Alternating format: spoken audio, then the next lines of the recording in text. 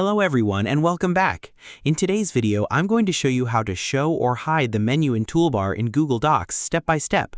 This feature is useful when you want more space to work on your document or when you need quick access to all editing tools. So let's get started. First, open Google Docs and open the document you want to work on. At the top of the document, you'll see the menu bar and toolbar containing options such as File, Edit, View, and Formatting tools. If you want to hide the menu and toolbar to create a distraction-free workspace, click the small upward-facing arrow located in the top right corner of the document. You can also use the keyboard shortcut Ctrl plus Shift plus F on Windows or Command plus Shift plus F on Mac.